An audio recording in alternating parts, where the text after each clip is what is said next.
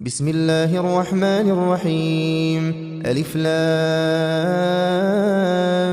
ميم. ذلك الكتاب لا ريب فيه هدى للمتقين الذين يؤمنون بالغيب ويقيمون الصلاة ومما رزقناهم ينفقون والذين يؤمنون بما أنزل إليك وما أنزل من قبلك وبالآخرة هم يوقنون أولئك على هدى من ربهم وأولئك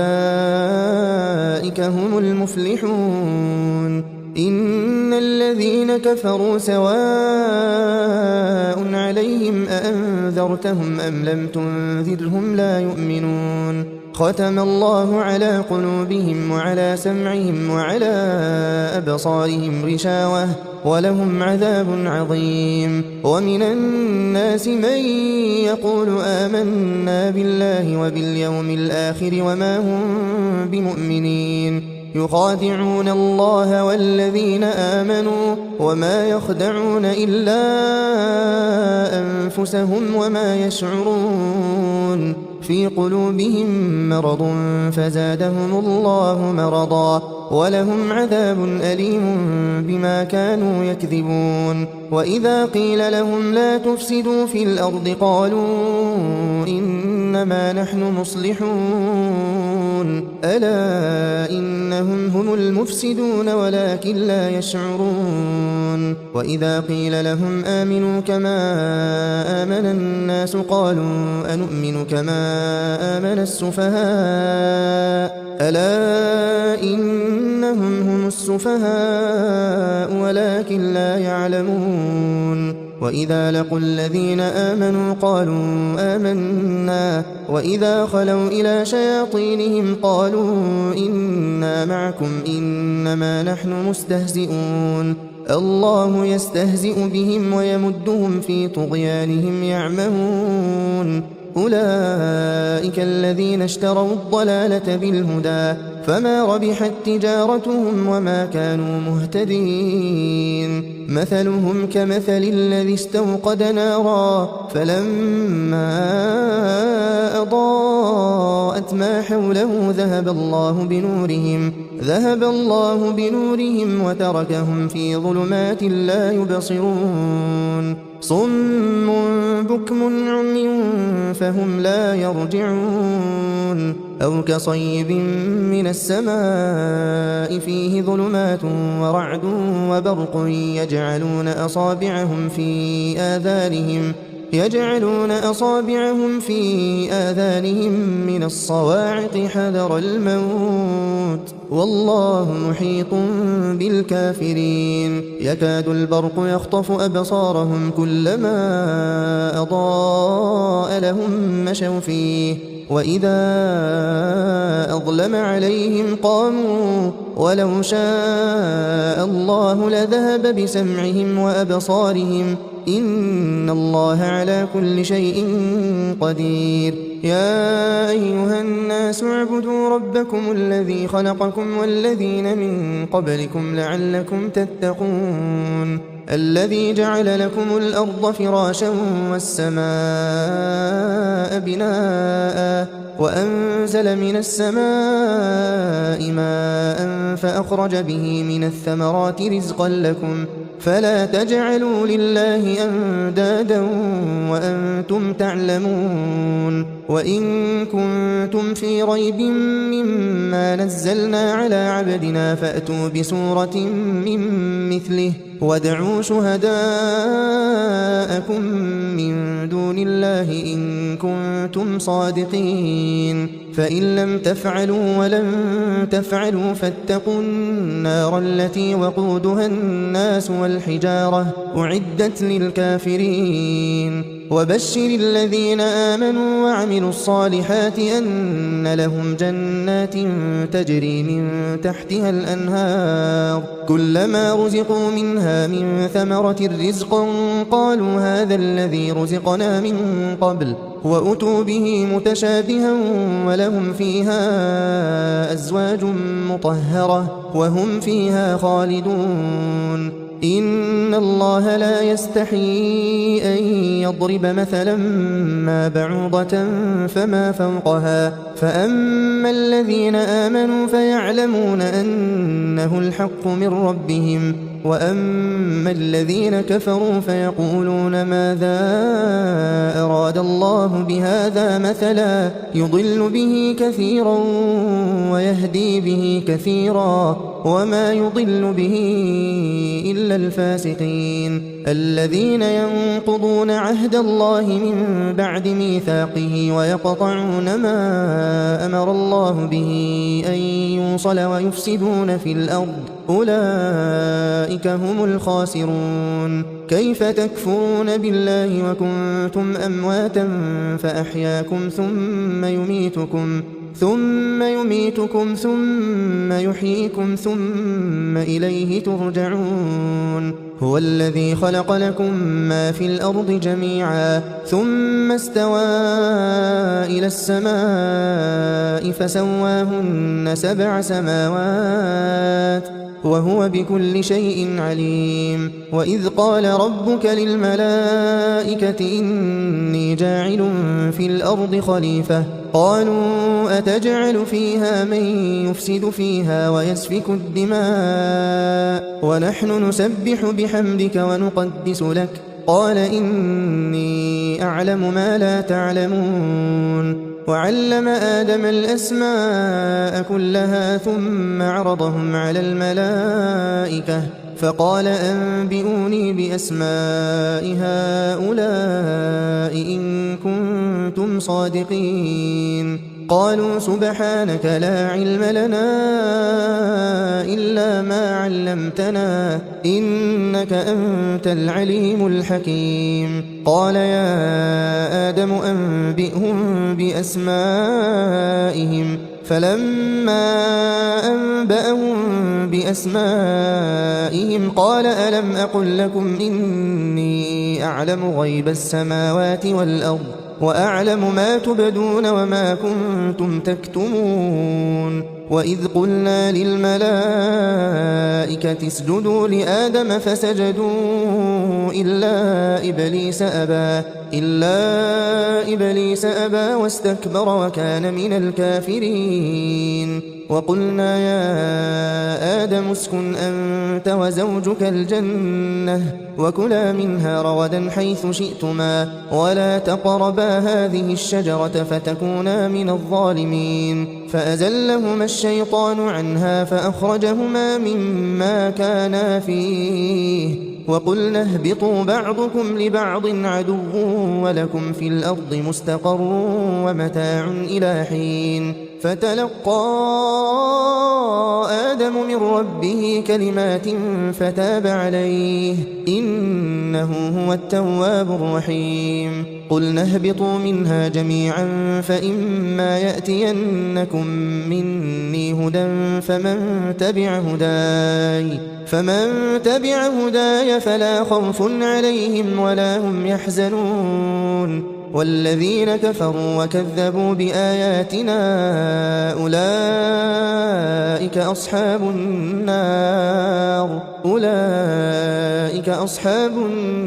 هم فيها خالدون يا بني إسرائيل اذكروا نعمتي التي أنعمت عليكم وأوفوا بعهدي أوف بعهدكم وإياي فارهبون وآمنوا بما أنزلت مصدقا لما معكم ولا تكونوا أول كافر به ولا تشتروا بآياتي ثمنا قليلا وإياي فاتقون ولا تلبسوا الحق بالباطل وتكتموا الحق وأنتم تعلمون وأقيموا الصلاة وآتوا الزكاة واركعوا مع الراكعين أتأمرون الناس بالبر وتنسون أنفسكم وأنتم تتلون الكتاب أفلا تعقلون واستعينوا بالصبر والصلاة وإنها لكبيرة إلا على الخاشعين الذين يظنون أنهم ملاقو ربهم وأنهم إليه راجعون يا بني إسرائيل اذكروا نعمتي التي أنعمت عليكم وأني فضلتكم على العالمين واتقوا يوما لا تجزي نفس عن نفس شيئا ولا يقبل منها شفاعة ولا يؤخذ منها عدل ولا هم ينصرون وإذ نجيناكم من آل فرعون يسومونكم سوء العذاب يذبحون أبناءكم ويستحيون نساءكم وفي ذلكم بلاء من ربكم عظيم وإذ فرقنا بكم البحر فأنجيناكم وأغرقنا آل فرعون وأنتم تنظرون وإذ واعدنا موسى 40 ليلة ثم اتخذتم العجل من بعده وأنتم ظالمون ثم عفونا عنكم من بعد ذلك لعلكم تشكرون وإذ آتينا موسى الكتاب والفرقان لعلكم تهتدون وإذ قال موسى لقومه يا قوم إنكم ظلمتم أنفسكم باتخاذكم العجل فتوبوا إلى بارئكم فاقتلوا أنفسكم ذلكم خير لكم عند بارئكم فتاب عليكم إنه هو التواب الرحيم وإذ قلتم يا موسى لن نؤمن لك حتى نرى الله جهرة فأخذتكم الصاعقة وأنتم تنظرون ثم بعثناكم من بعد موتكم لعلكم تشكرون وظللنا عليكم الغمام وأنزلنا عليكم المن والسلوى كلوا من طيبات ما رزقناكم وما ظلمونا ولكن كانوا أنفسهم يظلمون وإذ قلنا ادخلوا هذه القرية فكلوا منها حيث شئتم رغدا وادخلوا الباب سجدا وقولوا حطة نغفر لكم خطاياكم وسنزيد المحسنين فبدل الذين ظلموا قولا غير الذي قيل لهم فأنزلنا على الذين ظلموا رجزا من السماء بما كانوا يفسقون وإذ استسقى موسى لقومه فقلنا اضرب بعصاك الحجر فانفجرت منه 12 عينا قد علم كل أناس مشربهم كلوا واشربوا من رزق الله ولا تعثوا في الأرض مفسدين وإذ قلتم يا موسى لن نصبر على طعام واحد فادع لنا ربك يخرج لنا مما تنبت الأرض من بقلها وقثائها وفومها وعدسها وبصلها قال أتستبدلون الذي هو أدنى بالذي هو خير اهبطوا مصرا فإن لكم ما سألتم وضربت عليهم الذلة والمسكنة وباءوا بغضب من الله ذلك بأنهم كانوا يكفرون بآيات الله ويقتلون النبيين بغير الحق ذلك بما عصوا وكانوا يعتدون إن الذين آمنوا والذين هادوا والنصارى والصابئين من آمن بالله واليوم الآخر وعمل صالحا فلهم أجرهم عند ربهم ولا خوف عليهم ولا هم يحزنون وإذ أخذنا ميثاقكم ورفعنا فوقكم الطور خذوا ما آتيناكم بقوة واذكروا ما فيه لعلكم تتقون ثم توليتم من بعد ذلك فلولا فضل الله عليكم ورحمته لكنتم من الخاسرين ولقد علمتم الذين اعتدوا منكم في السبت فقلنا لهم كونوا قردة خاسئين فجعلناها نكالا لما بين يديها وما خلفها وموعظة للمتقين. وإذ قال موسى لقومه إن الله يأمركم أن تذبحوا بقرة قالوا أتتخذنا هزوا قال أعوذ بالله أن أكون من الجاهلين. قالوا ادع لنا ربك يبين لنا ما هي قال إنه يقول إنها بقرة لا فارض ولا بكر عوان بين ذلك فافعلوا ما تؤمرون. قالوا ادع لنا ربك يبين لنا ما لونها قال إنه يقول إنها بقرة صفراء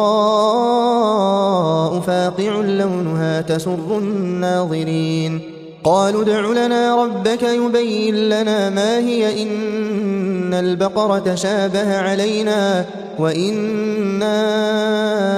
إن شاء الله لمهتدون. قال إنه يقول إنها بقرة لا ذلول تثير الأرض ولا تسقي الحرث مسلمة لا شية فيها. قالوا الآن جئت بالحق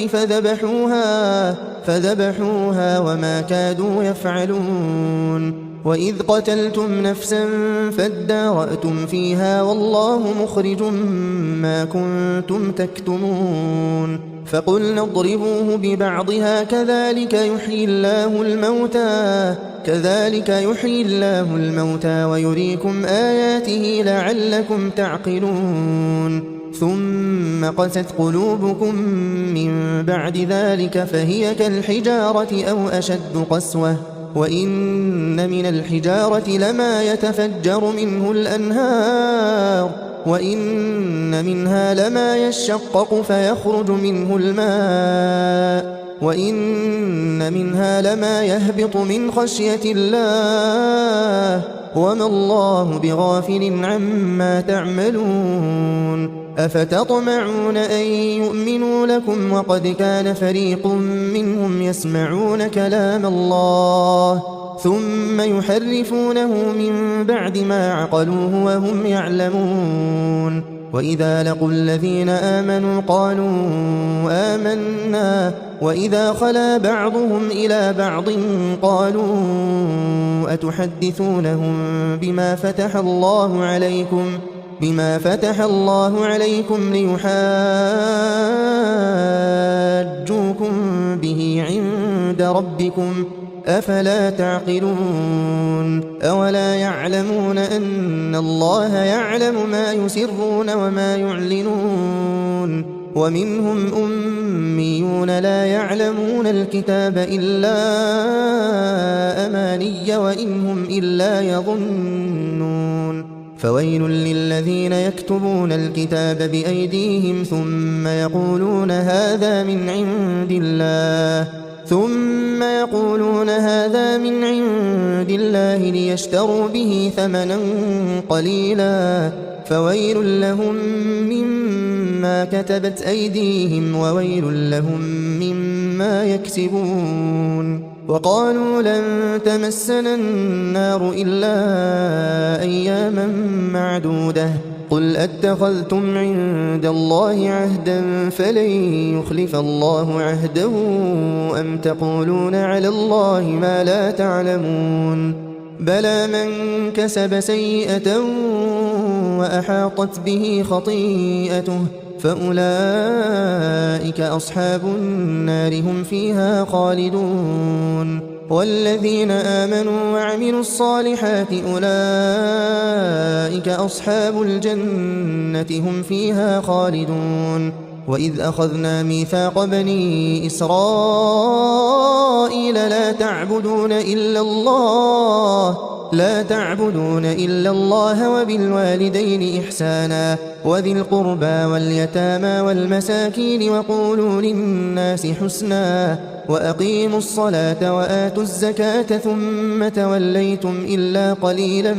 منكم وأنتم معرضون. وإذ أخذنا ميثاقكم لا تسفكون دماءكم ولا تخرجون أنفسكم من دياركم ثم أقررتم وأنتم تشهدون ثم أنتم هؤلاء تقتلون أنفسكم وتخرجون فريقا منكم من ديارهم تظاهرون عليهم بالإثم والعدوان وإن يأتوكم أسارى تفادوهم وهو محرم عليكم إخراجهم أفتؤمنون ببعض الكتاب وتكفرون ببعض فما جزاء من يفعل ذلك منكم إلا خزي في الحياة الدنيا ويوم القيامة يردون إلى أشد العذاب وما الله بغافل عما تعملون أولئك الذين اشتروا الحياة الدنيا بالآخرة فلا يخفف عنهم العذاب ولا هم ينصرون ولقد آتينا موسى الكتاب وقفينا من بعده بالرسل وآتينا عيسى ابن مريم البينات وأيدناه بروح القدس أفكلما جاءكم رسول بما لا تهوى أنفسكم استكبرتم ففريقا كذبتم وفريقا تقتلون وقالوا قلوبنا غلف بل لعنهم الله بكفرهم فقليلا ما يؤمنون ولما جاءهم كتاب من عند الله مصدق لما معهم وكانوا من قبل يستفتحون على الذين كفروا فلما جاءهم ما عرفوا كفروا به فلعنة الله على الكافرين بئس ما اشتروا به أنفسهم أن يكفروا بما أنزل الله بغيا أن ينزل الله من فضله على من يشاء من عباده فباءوا بغضب على غضب وللكافرين عذاب مهين وإذا قيل لهم آمنوا بما أنزل الله قالوا نؤمن بما أنزل علينا ويكفرون بما وراءه وهو الحق مصدقا لما معهم قل فلم تقتلون أنبياء الله من قبل إن كنتم مؤمنين ولقد جاءكم موسى بالبينات ثم اتخذتم العجل من بعده وأنتم ظالمون وإذ أخذنا ميثاقكم ورفعنا فوقكم الطور خذوا ما آتيناكم بقوة واسمعوا قالوا سمعنا وعصينا وأشربوا في قلوبهم العجل بكفرهم قل بئس ما يأمركم به إيمانكم إن كنتم مؤمنين قل إن كانت لكم الدار الآخرة عند الله خالصة من دون الناس فتمنوا الموت إن كنتم صادقين ولن يتمنوه أبدا بما قدمت أيديهم والله عليم بالظالمين ولتجدنهم أحرص الناس على حياة ومن الذين أشركوا يود أحدهم لو يعمر 1000 سنة وما هو بمزحزحه من العذاب أن يعمر والله بصير بما يعملون قل من كان عدوا لجبريل فإنه نزله على قلبك بإذن الله مصدقا لما بين يديه وهدى وبشرى للمؤمنين من كان عدوا لله وملائكته ورسله وجبريل وميكال فإن الله عدو للكافرين ولقد أنزلنا إليك آيات بينات وما يكفر بها إلا الفاسقون أوكلما عاهدوا عهدا نبذه فريق منهم بل أكثرهم لا يؤمنون ولما جاءهم رسول من عند الله مصدق لما معهم نبذ فريق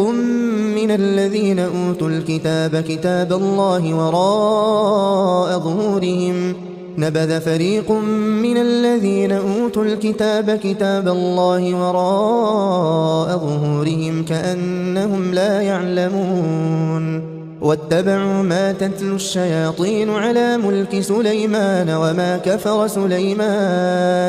وما كفر سليمان ولكن الشياطين كفروا يعلمون الناس السحر وما أنزل على الملكين ببابل هاروت وماروت وما يعلمان من أحد حتى يقولا إنما نحن فتنة فلا تكفر فيتعلمون منهما ما يفرقون به بين المرء وزوجه وما هم بضارين به من أحد إلا بإذن الله ويتعلمون ما يضرهم ولا ينفعهم ولقد علموا لمن اشتراه ما له في الآخرة من خلاق ولبئس ما شروا به أنفسهم لو كانوا يعلمون ولو أنهم آمنوا واتقوا لمثوبة من عند الله خير لو كانوا يعلمون يا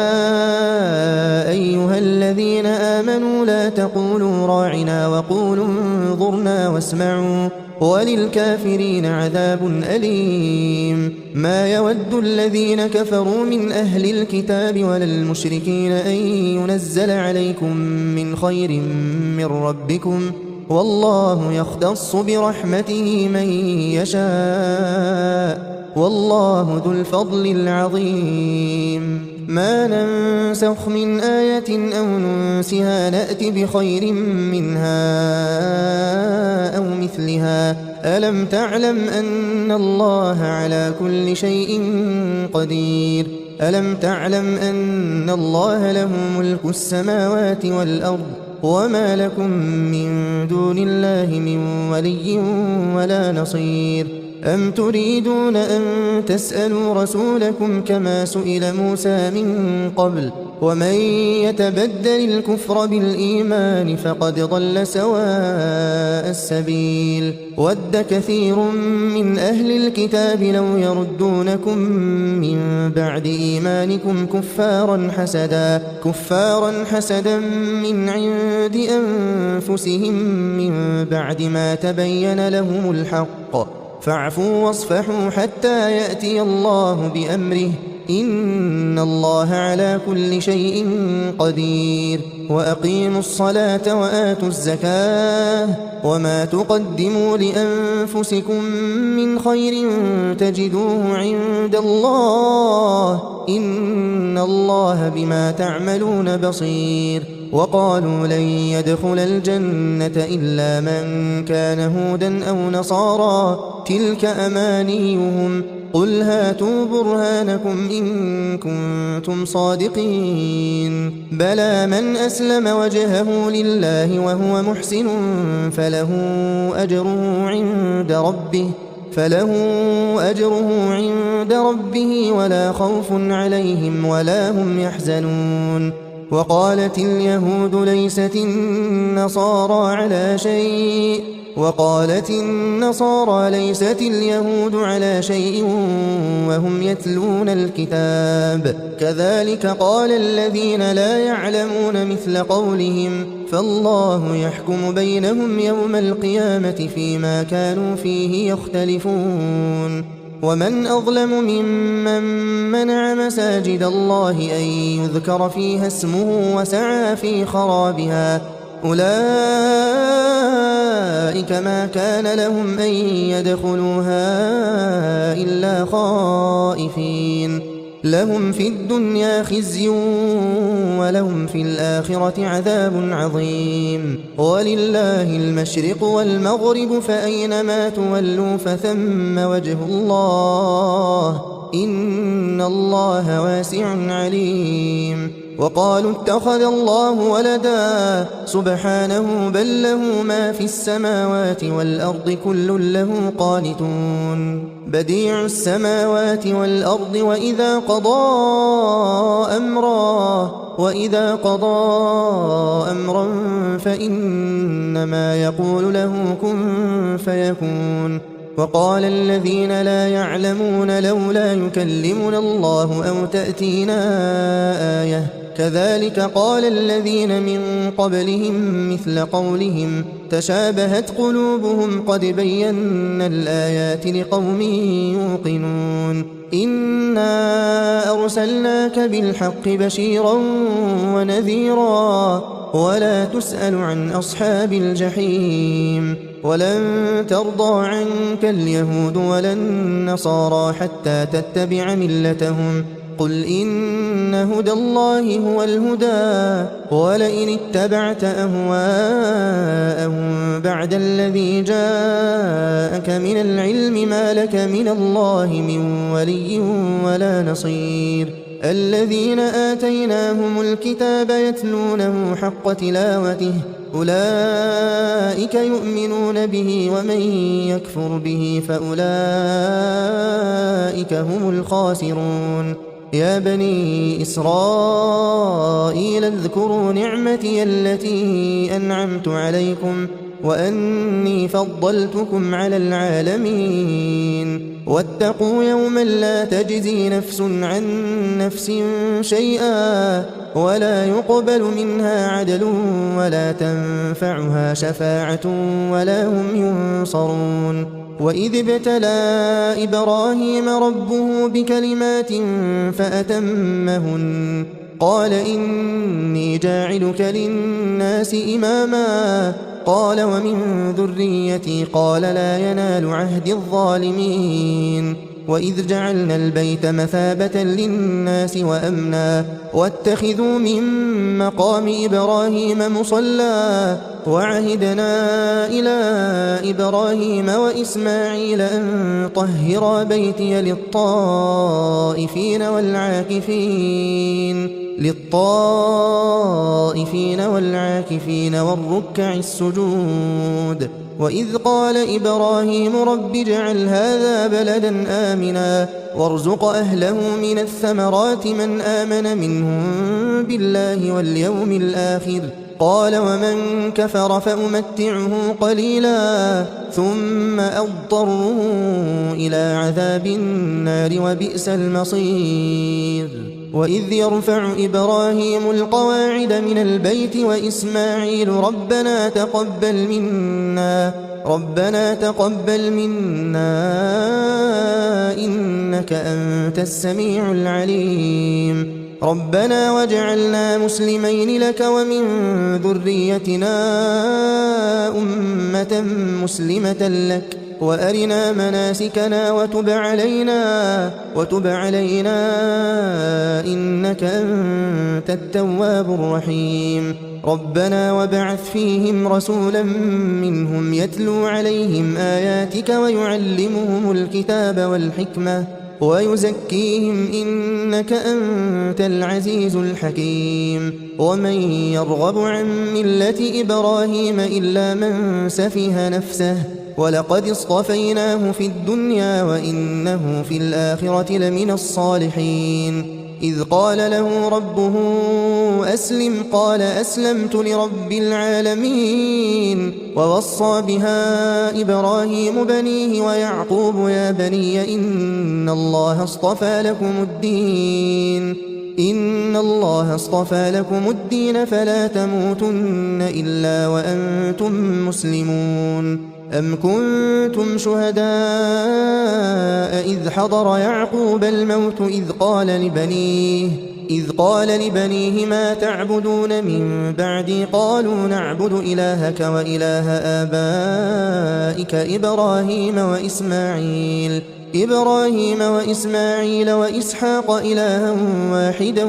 ونحن له مسلمون تلك أمة قد خلت لها ما كسبت ولكم ما كسبتم ولا تسألون عما كانوا يعملون وقالوا كونوا هودا أو نصارى تهتدوا قل بل ملة إبراهيم حنيفا وما كان من المشركين قولوا آمنا بالله وما أنزل إلينا وما أنزل إلى إبراهيم وإسماعيل وإسحاق ويعقوب والأسباط وما أوتي موسى وعيسى وما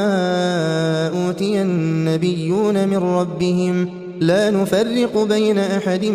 منهم ونحن له مسلمون فإن آمنوا بمثل ما آمنتم به فقد اهتدوا وإن تولوا فإنما هم في شقاق فسيكفيكهم الله وهو السميع العليم صبغة الله ومن أحسن من الله صبغة ونحن له عابدون قل أتحاجوننا في الله وهو ربنا وربكم ولنا أعمالنا ولكم أعمالكم ونحن له مخلصون أم تقولون إن إبراهيم وإسماعيل وإسحاق ويعقوب والأسباط كانوا هودا أو نصارى قل أأنتم أعلم أم الله ومن أظلم ممن كتم شهادة عنده من الله وما الله بغافل عما تعملون تلك أمة قد خلت لها ما كسبت ولكم ما كسبتم ولا تسألون عما كانوا يعملون سيقول السفهاء من الناس ما ولاهم عن قبلتهم التي كانوا عليها قل لله المشرق والمغرب يهدي من يشاء إلى صراط مستقيم وكذلك جعلناكم أمة وسطا لتكونوا شهداء على الناس ويكون الرسول عليكم شهيدا وما جعلنا القبلة التي كنت عليها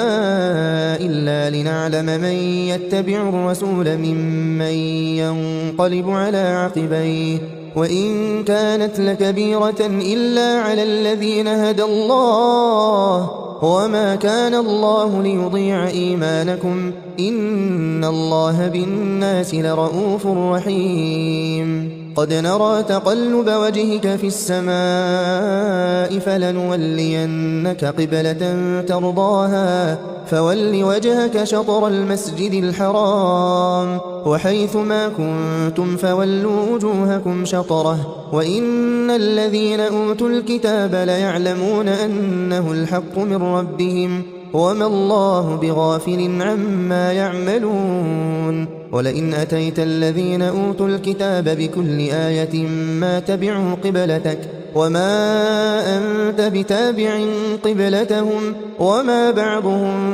بتابع قبلة بعض ولئن اتبعت أهواءهم من بعد ما جاءك من العلم إنك إذا لمن الظالمين الذين آتيناهم الكتاب يعرفونه كما يعرفون أبناءهم وإن فريقا منهم ليكتمون الحق وهم يعلمون الحق من ربك فلا تكونن من الممترين ولكل وجهة هو موليها فاستبقوا الخيرات أينما تكونوا يأتي بكم الله جميعا إن الله على كل شيء قدير ومن حيث خرجت فول وجهك شطر المسجد الحرام وإنه للحق من ربك وما الله بغافل عما تعملون ومن حيث خرجت فول وجهك شطر المسجد الحرام وحيث ما كنتم فولوا وجوهكم شطره لئلا يكون للناس عليكم حجة إلا الذين ظلموا منهم فلا تخشوهم واخشوني ولأتم نعمتي عليكم ولعلكم تهتدون كما أرسلنا فيكم رسولا منكم يتلو عليكم آياتنا ويزكيكم ويعلمكم الكتاب والحكمة ويعلمكم ما لم تكونوا تعلمون فاذكروني أذكركم واشكروا لي ولا تكفرون يا أيها الذين آمنوا استعينوا بالصبر والصلاة إن الله مع الصابرين ولا تقولوا لمن يقتل في سبيل الله أموات بل أحياء ولكن لا تشعرون ولنبلونكم بشيء من الخوف والجوع ونقص من الأموال والأنفس والثمرات وبشر الصابرين الذين إذا أصابتهم مصيبة قالوا إنا لله وإنا إليه راجعون أولئك عليهم صلوات من ربهم ورحمة وأولئك هم المهتدون إن الصفا والمروة من شعائر الله فمن حج البيت أو اعتمر فلا جناح عليه أن يطوف بهما ومن تطوع خيرا فإن الله شاكر عليم إن الذين يكتمون ما أنزلنا من البينات والهدى من بعد ما بيناه للناس في الكتاب أولئك يلعنهم الله ويلعنهم اللاعنون إلا الذين تابوا وأصلحوا وبينوا فأولئك أتوب عليهم وأنا التواب الرحيم إن الذين كفروا وماتوا وهم كفار أولئك عليهم لعنة الله والملائكة والناس أجمعين خالدين فيها لا يخفف عنهم العذاب ولا هم ينظرون وإلهكم إله واحد لا إله إلا هو الرحمن الرحيم إن في خلق السماوات والأرض واختلاف الليل والنهار والفلك التي تجري في البحر بما ينفع الناس وما أنزل الله من السماء من ماء فأحيا به الأرض بعد موتها وبث فيها من كل دابة وتصريف الرياح والسحاب المسخر بين السماء والأرض لآيات لقوم يعقلون ومن الناس من يتخذ من دون الله أندادا يحبونهم كحب الله والذين آمنوا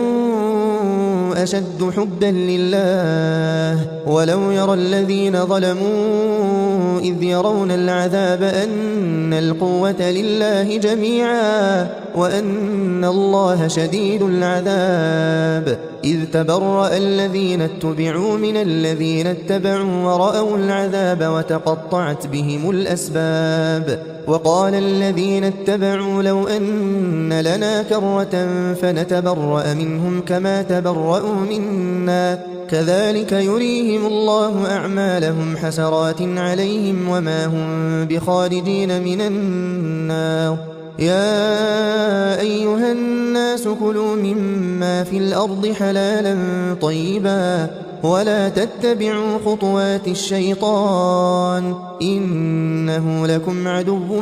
مبين إنما يأمركم بالسوء والفحشاء وأن تقولوا على الله ما لا تعلمون وإذا قيل لهم اتبعوا ما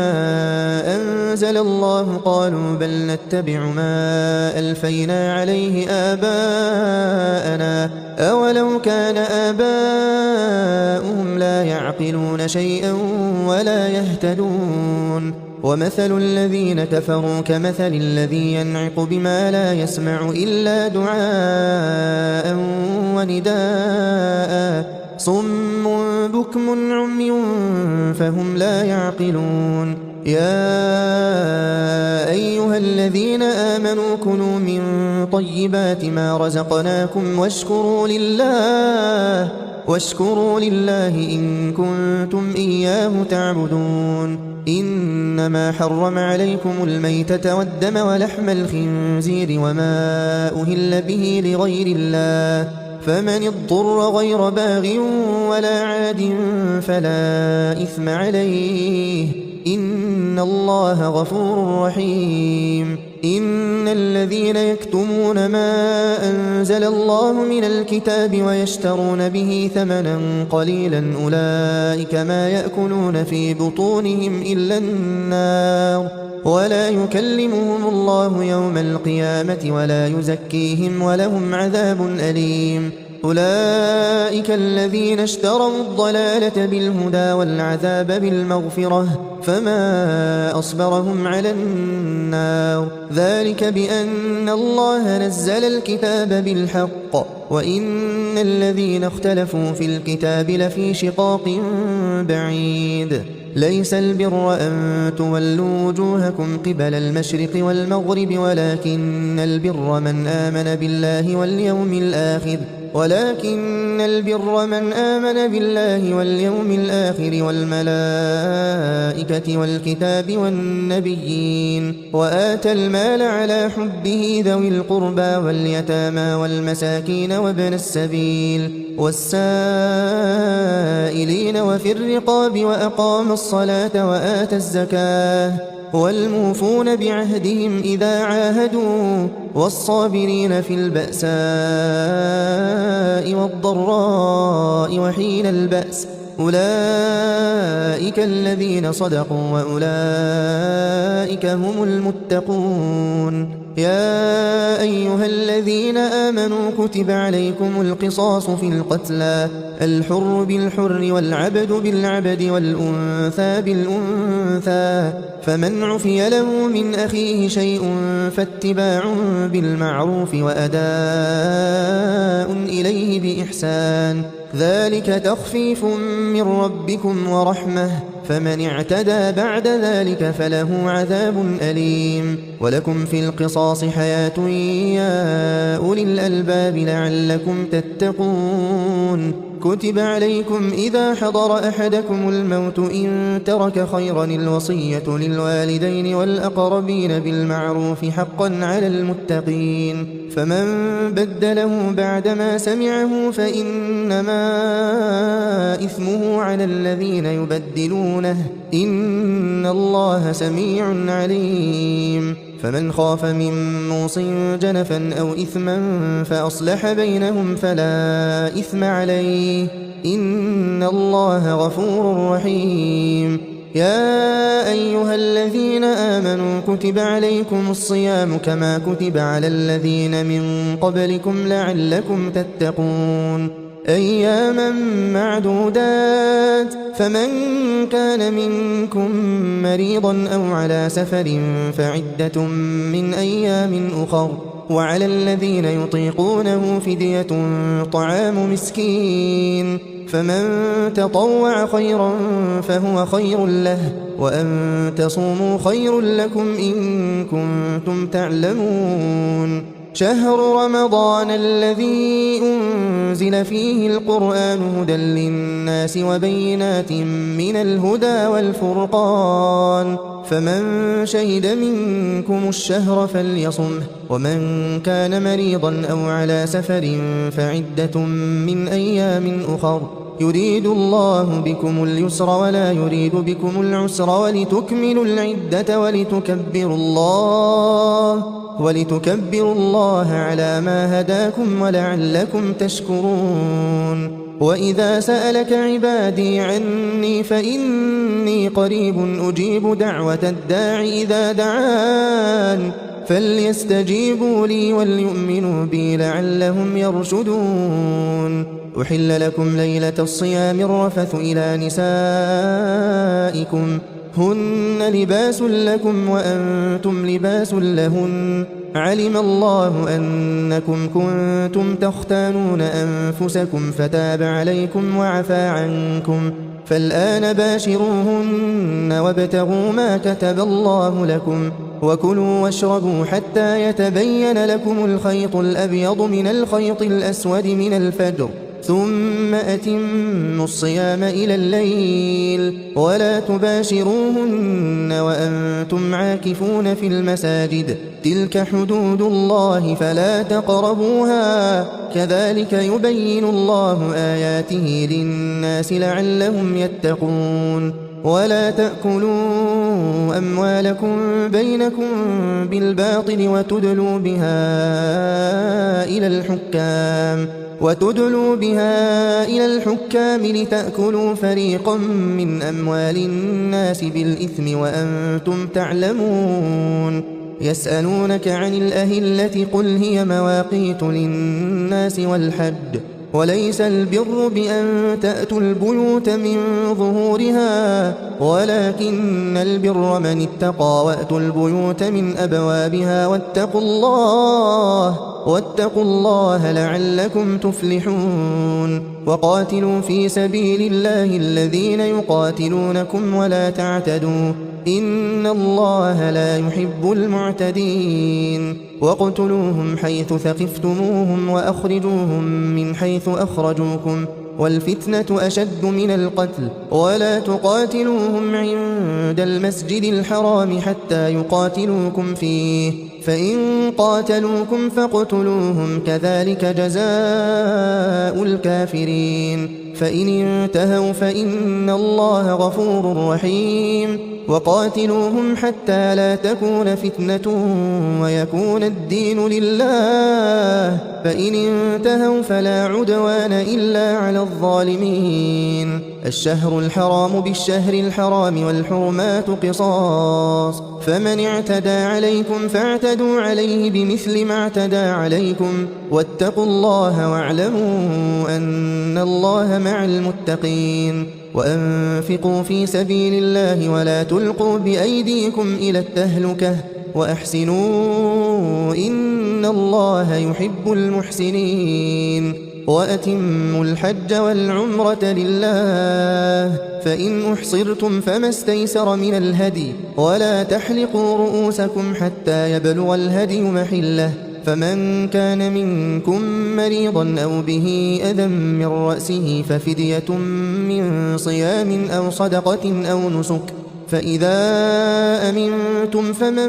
تمتع بالعمرة إلى الحج فما استيسر من الهدي فمن لم يجد فصيام 3 أيام في الحج و7 إذا رجعتم تلك 10 كاملة ذلك لمن لم يكن أهله حاضر المسجد الحرام واتقوا الله واعلموا أن الله شديد العقاب الحج أشهر معلومات فمن فرض فيهن الحج فلا رفث ولا فسوق ولا جدال في الحج وما تفعلوا من خير يعلمه الله وتزودوا فإن خير الزاد التقوى واتقون يا أولي الألباب ليس عليكم جناح أن تبتغوا فضلا من ربكم فإذا أفضتم من عرفات فاذكروا الله عند المشعر الحرام واذكروه كما هداكم وإن كنتم من قبله لمن الضالين ثم أفيضوا من حيث أفاض الناس واستغفروا الله إن الله غفور رحيم فإذا قضيتم مناسككم فاذكروا الله كذكركم آباءكم أو أشد ذكرا فمن الناس من يقول ربنا آتنا في الدنيا وما له في الآخرة من خلاق ومنهم من يقول ربنا آتنا في الدنيا حسنة وفي الآخرة حسنة وقنا عذاب النار أولئك لهم نصيب مما كسبوا والله سريع الحساب واذكروا الله في أيام معدودات فمن تعجل في يومين فلا إثم عليه ومن تأخر فلا إثم عليه لمن اتقى واتقوا الله واعلموا أنكم إليه تحشرون ومن الناس من يعجبك قوله في الحياة الدنيا ويشهد الله على ما في قلبه وهو ألد الخصام وإذا تولى سعى في الأرض ليفسد فيها ويهلك الحرث والنسل والله لا يحب الفساد وإذا قيل له اتق الله أخذته العزة بالإثم فحسبه جهنم ولبئس المهاد ومن الناس من يشري نفسه ابتغاء مرضات الله والله رؤوف بالعباد يا أيها الذين آمنوا ادخلوا في السلم كافة ولا تتبعوا خطوات الشيطان إنه لكم عدو مبين فإن زللتم من بعد ما جاءتكم البينات فاعلموا أن الله عزيز حكيم هل ينظرون إلا أن يأتيهم الله في ظلل من الغمام والملائكة وقضي الأمر وإلى الله ترجع الأمور سل بني إسرائيل كم آتيناهم من آية بينة ومن يبدل نعمة الله من بعد ما جاءته فإن الله شديد العقاب زين للذين كفروا الحياة الدنيا ويسخرون من الذين آمنوا والذين اتقوا فوقهم يوم القيامة والله يرزق من يشاء بغير حساب كان الناس أمة واحدة فبعث الله النبيين مبشرين ومنذرين وأنزل معهم الكتاب بالحق ليحكم بين الناس فيما اختلفوا فيه وما اختلف فيه إلا الذين أوتوه من بعد ما جاءتهم البينات بغيا بينهم فهدى الله الذين آمنوا لما اختلفوا فيه من الحق بإذنه والله يهدي من يشاء إلى صراط مستقيم أم حسبتم أن تدخلوا الجنة ولما يأتكم مثل الذين خلوا من قبلكم مستهم البأساء والضراء وزلزلوا حتى يقول الرسول والذين آمنوا معه متى نصر الله ألا إن نصر الله قريب يسألونك ماذا ينفقون قل ما أنفقتم من خير فللوالدين والأقربين واليتامى والمساكين وابن السبيل وما تفعلوا من خير فإن الله به عليم كتب عليكم القتال وهو كره لكم وعسى أن تكرهوا شيئا وهو خير لكم وعسى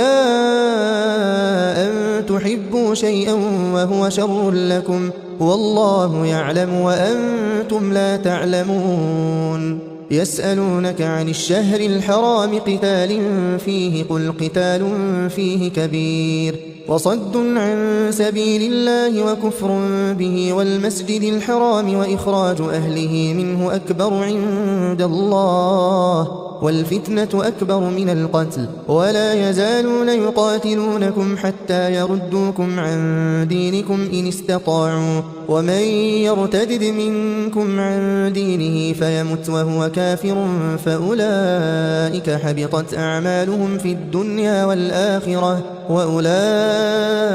أصحاب النار هم فيها خالدون إن الذين آمنوا والذين هاجروا وجاهدوا في سبيل الله أولئك يرجون رحمة الله والله غفور رحيم. يسألونك عن الخمر والميسر قل فيهما إثم كبير ومنافع للناس وإثمهما أكبر من نفعهما ويسألونك ماذا ينفقون قل العفو كذلك يبين الله لكم الآيات لعلكم تتفكرون في الدنيا والآخرة. ويسألونك عن اليتامى قل إصلاح لهم خير وإن تخالطوهم فإخوانكم والله يعلم المفسد من المصلح ولو شاء الله لأعنتكم إن الله عزيز حكيم. ولا تنكحوا المشركات حتى يؤمن ولأمة مؤمنة خير من مشركة ولو أعجبتكم ولا تنكحوا المشركين حتى يؤمنوا ولعبد مؤمن خير من مشرك ولو أعجبكم أولئك يدعون إلى النار والله يدعو إلى الجنة والمغفرة بإذنه ويبين آياته للناس لعلهم يتذكرون. ويسألونك عن المحيض قل هو أذى فاعتزلوا النساء في المحيض ولا تقربوهن حتى يطهرن فإذا تطهرن فأتوهن من حيث أمركم الله إن الله يحب التوابين ويحب المتطهرين. نساؤكم حرث لكم فأتوا حرثكم أنى شئتم وقدموا لأنفسكم واتقوا الله واعلموا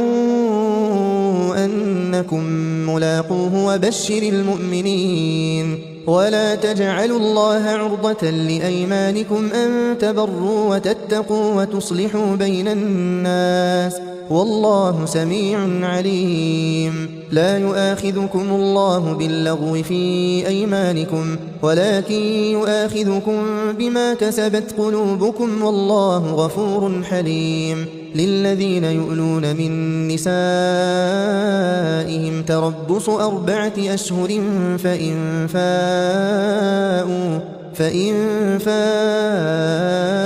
فإن الله غفور رحيم. وإن عزموا الطلاق فإن الله سميع عليم. والمطلقات يتربصن بأنفسهن 3 قروء ولا يحل لهن أن يكتمن ما خلق الله في أرحامهن إن كن يؤمن بالله واليوم الآخر وبعولتهن أحق بردهن في ذلك إن أرادوا إصلاحا ولهن مثل الذي عليهن بالمعروف وللرجال عليهن درجة والله عزيز حكيم. الطلاق 2 مرتان فإمساك بمعروف أو تسريح بإحسان ولا يحل لكم أن تأخذوا مما آتيتموهن شيئا إلا أن يخافا ألا يقيما حدود الله فإن خفتم ألا يقيما حدود الله فلا جناح عليهما فيما افتدت به تلك حدود الله فلا تعتدوها ومن يتعد حدود الله فأولئك هم الظالمون. فإن طلقها فلا تحل له من بعد حتى تنكح زوجا غيره فإن طلقها فلا جناح عليهما أن يتراجعا إن ظنا أن يقيما حدود الله وتلك حدود الله يبينها لقوم يعلمون. وإذا طلقتم النساء فبلغن أجلهن فأمسكوهن بمعروف أو سرحوهن بمعروف ولا تمسكوهن ضرارا لتعتدوا ومن يفعل ذلك فقد ظلم نفسه. ولا تتخذوا آيات الله هزوا واذكروا نعمة الله عليكم وما أنزل عليكم من الكتاب والحكمة يعظكم به واتقوا الله واعلموا أن الله بكل شيء عليم. وإذا طلقتم النساء فبلغن أجلهن فلا تعضلوهن أن ينكحن أزواجهن إذا تراضوا بينهم بالمعروف، ذلك يوعظ به من كان منكم يؤمن بالله واليوم الآخر، ذلكم أزكى لكم وأطهر، والله يعلم وأنتم لا تعلمون. والوالدات يرضعن أولادهن حولين كاملين لمن أراد أن يتم الرضاعة، وعلى المولود له رزقهن وكسوتهن بالمعروف، لا تكلف نفس إلا وسعها، لا تضار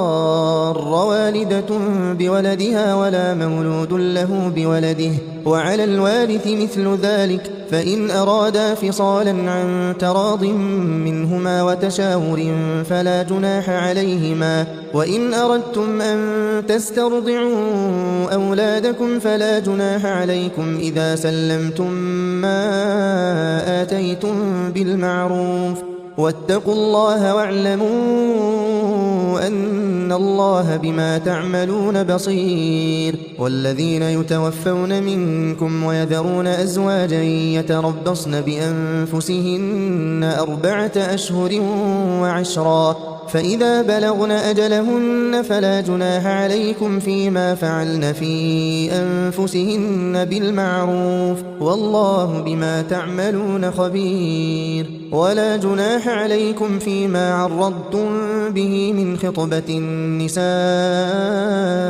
أو أكننتم في أنفسكم، علم الله أنكم ستذكرونهن ولكن لا تواعدوهن سرا إلا أن تقولوا قولا معروفا، ولا تعزموا عقدة النكاح حتى يبلغ الكتاب أجله، واعلموا أن الله يعلم ما في أنفسكم فاحذروه، واعلموا أن الله غفور حليم. لا جناح عليكم إن طلقتم النساء ما لم تمسوهن أو تفرضوا لهن فريضة، ومتعوهن على الموسع قدره وعلى المقتر قدره متاعا بالمعروف حقا على المحسنين. وإن طلقتموهن من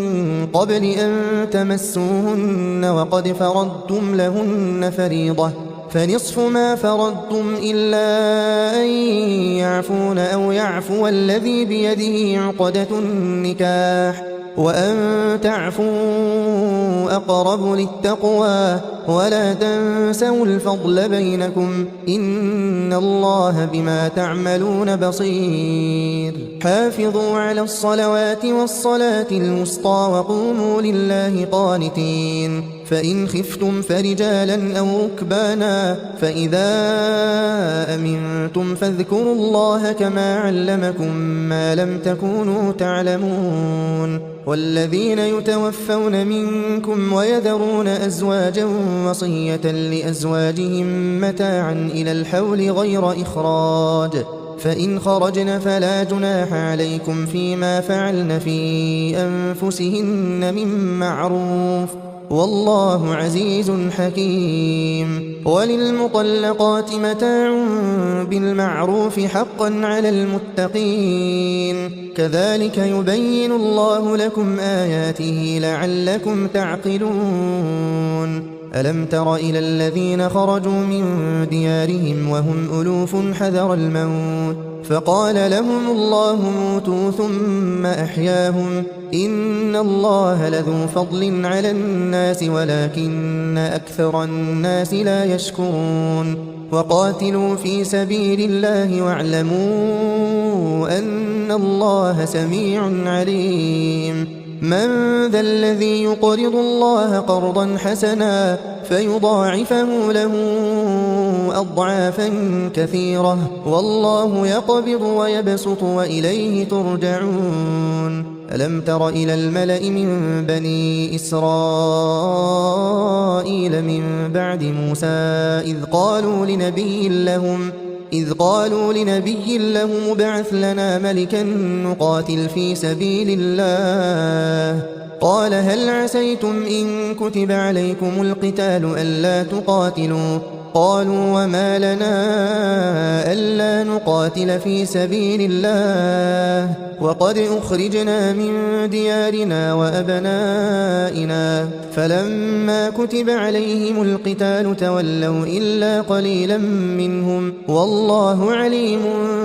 بالظالمين وقال لهم نبيهم إن الله قد بعث لكم طالوت ملكا قالوا أنى يكون له الملك علينا ونحن أحق بالملك منه ولم يؤت سعة من المال قال إن الله اصطفاه عليكم وزاده بسطة في العلم والجسم والله يؤتي ملكه من يشاء والله واسع عليم وقال لهم نبيهم إن آية ملكه أن يأتيكم التابوت فيه سكينة من ربكم وبقية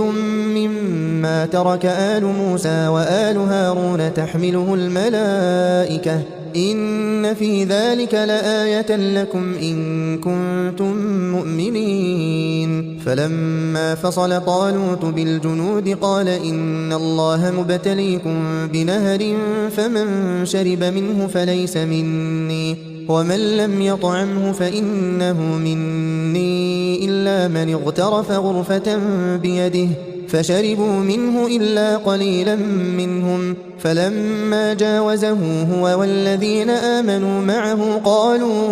قالوا لا طاقة لنا اليوم بجالوت وجنوده قال الذين يظنون أنهم ملاقوا الله كم من فئة قليلة غلبت فئة كثيرة بإذن الله والله مع الصابرين ولما برزوا لجالوت وجنوده قالوا ربنا أفرغ علينا صبرا وثبت أقدامنا وانصرنا على القوم الكافرين فهزموهم بإذن الله وقتل داود جالوت وآتاه الله الملك والحكمة وعلمه مما يشاء ولولا دفع الله الناس بعضهم ببعض لفسدت الأرض ولكن الله ذو فضل على العالمين تلك آيات الله نتلوها عليك بالحق وإنك لمن المرسلين تلك الرسل فضلنا بعضهم على بعض منهم من كلم الله ورفع بعضهم درجات وآتينا عيسى ابن مريم البينات وأيدناه بروح القدس ولو شاء الله ما اقتتل الذين من بعدهم من بعد ما جاءتهم البينات ولكن اختلفوا فمنهم من آمن ومنهم من كفر ولو شاء الله ما اقتتلوا ولكن الله يفعل ما يريد يا أيها الذين آمنوا أنفقوا مما رزقناكم من قبل أن يأتي يوم لا بيع فيه ولا خلة ولا شفاعة والكافرون هم الظالمون الله لا إله إلا هو الحي القيوم لا تأخذه سنة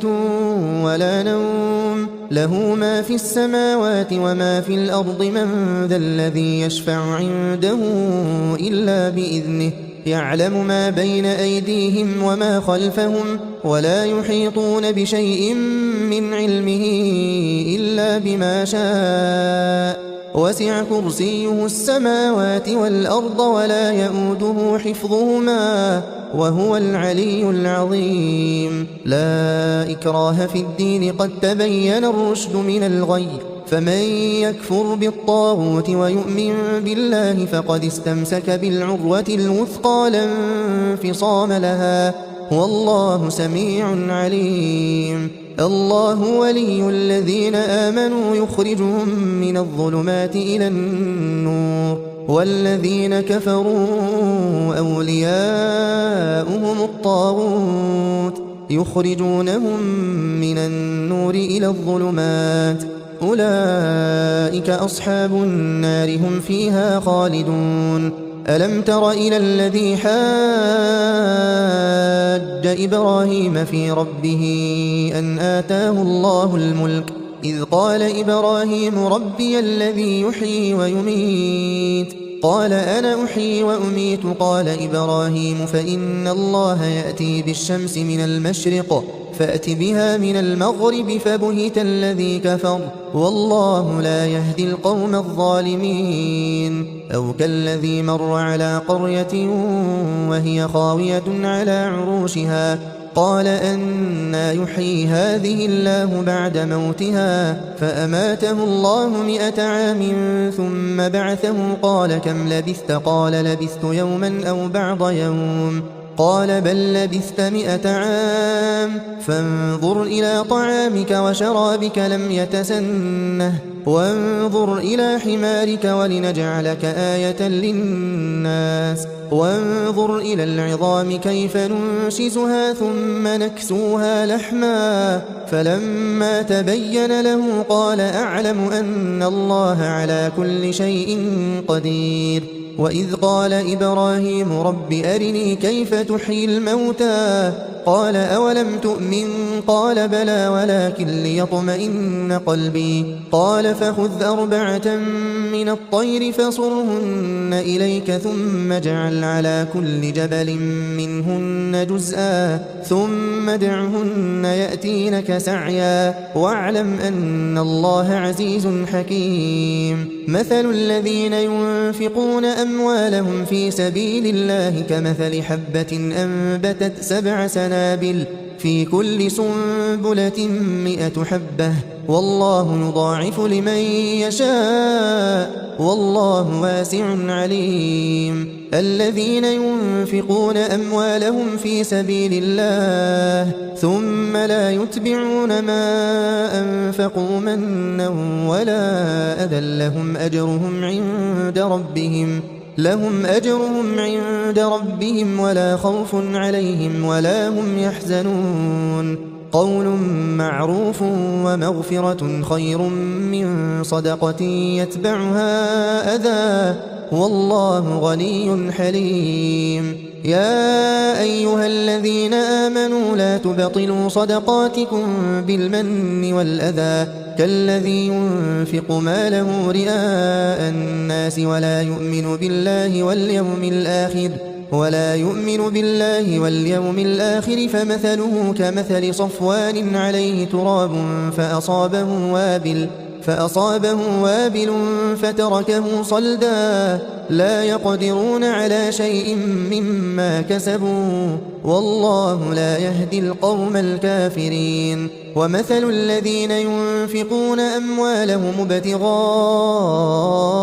مرضات الله وتثبيتا من أنفسهم كمثل جنة بربوة أصابها وابل فآتت أكلها ضعفين فإن لم يصبها وابل فطل والله بما تعملون بصير أيود أحدكم أن تكون له جنة من نخيل وأعناب تجري من تحتها الأنهار له فيها من كل الثمرات وأصابه الكبر وله ذرية ضعفاء فأصابها إعصار فيه نار فاحترقت كذلك يبين الله لكم الآيات لعلكم تتفكرون يا أيها الذين آمنوا أنفقوا من طيبات ما كسبتم ومما أخرجنا لكم من الأرض ولا تيمموا الخبيث منه تنفقون ولستم بآخذيه إلا أن تغمضوا فيه واعلموا أن الله غني حميد. الشيطان يعدكم الفقر ويأمركم بالفحشاء والله يعدكم مغفرة منه وفضلا والله واسع عليم. يؤتي الحكمة من يشاء ومن يؤت الحكمة فقد أوتي خيرا كثيرا وما يذكر إلا أولو الألباب. وما أنفقتم من نفقة أو نذرتم من نذر فإن الله يعلمه وما للظالمين من أنصار. إن تبدوا الصدقات فنعما هي وإن تخفوها وتؤتوها الفقراء فهو خير لكم ويكفر عنكم من سيئاتكم والله بما تعملون خبير. ليس عليك هداهم ولكن الله يهدي من يشاء وما تنفقوا من خير فلأنفسكم وما تنفقون إلا ابتغاء وجه الله وما تنفقوا من خير يوفى إليكم وأنتم لا تظلمون. للفقراء الذين أحصروا في سبيل الله لا يستطيعون ضربا في الأرض يحسبهم الجاهل أغنياء من التعفف تعرفهم بسيماهم لا يسألون الناس إلحافا وما تنفقوا من خير فإن الله به عليم. الذين ينفقون أموالهم بالليل والنهار سرا وعلانية فلهم أجرهم عند ربهم ولا خوف عليهم ولا هم يحزنون. الذين يأكلون الربا لا يقومون إلا كما يقوم الذي يتخبطه الشيطان من المس ذلك بأنهم قالوا إنما البيع مثل الربا وأحل الله البيع وحرم الربا. فمن جاءه موعظة من ربه فانتهى فله ما سلف وأمره إلى الله ومن عاد فأولئك أصحاب النار هم فيها خالدون. يمحق الله الربا ويربي الصدقات والله لا يحب كل كفار أثيم. إن الذين آمنوا وعملوا الصالحات وأقاموا الصلاة وآتوا الزكاة لهم أجرهم عند ربهم ولا خوف عليهم ولا هم يحزنون. يا أيها الذين آمنوا اتقوا الله وذروا ما بقي من الربا إن كنتم مؤمنين فإن لم تفعلوا فأذنوا بحرب من الله ورسوله وإن تبتم فلكم رؤوس أموالكم لا تظلمون ولا تظلمون. وإن كان ذو عسرة فنظرة إلى ميسرة وأن تصدقوا خير لكم إن كنتم تعلمون. واتقوا يوما ترجعون فيه إلى الله ثم توفى كل نفس ما كسبت وهم لا يظلمون. يا أيها الذين آمنوا إذا تداينتم بدين إلى أجل مسمى فاكتبوه وليكتب بينكم كاتب بالعدل ولا يأب كاتب أن يكتب كما علمه الله فليكتب وليملل الذي عليه الحق وليتق الله ربه ولا يبخس منه شيئا فإن كان الذي عليه الحق سفيها أو ضعيفا أو لا يستطيع أن يمل هو فليملل وليه بالعدل واستشهدوا شهيدين من رجالكم فإن لم يكونا رجلين فرجل وامرأتان فرجل وامرأتان ممن ترضون من الشهداء أن تضل إحداهما فتذكر إحداهما الأخرى ولا يأبى الشهداء إذا ما دعوا ولا تسأموا أن تكتبوه صغيرا أو كبيرا إلى أجله ذلكم أقسط عند الله وأقوم للشهادة وأدنى ألا ترتابوا إلا أن تكون تجارة حاضرة تديرونها بينكم فليس عليكم جناح ألا تكتبوها وأشهدوا إذا تبايعتم ولا يضار كاتب ولا شهيد وإن تفعلوا فإنه فسوق بكم واتقوا الله ويعلمكم الله والله بكل شيء عليم وإن كنتم على سفر ولم تجدوا كاتبا فرهان مقبوضة فإن أمن بعضكم بعضا فليؤدي الذي اؤتمن أمانته وليتق الله ربه ولا تكتموا الشهادة ومن يكتمها فإنه آثم قلبه والله بما تعملون عليم لله ما في السماوات وما في الأرض وإن تبدوا ما في أنفسكم أو تخفوه يحاسبكم به الله فيغفر لمن يشاء ويعذب من يشاء والله على كل شيء قدير آمن الرسول بما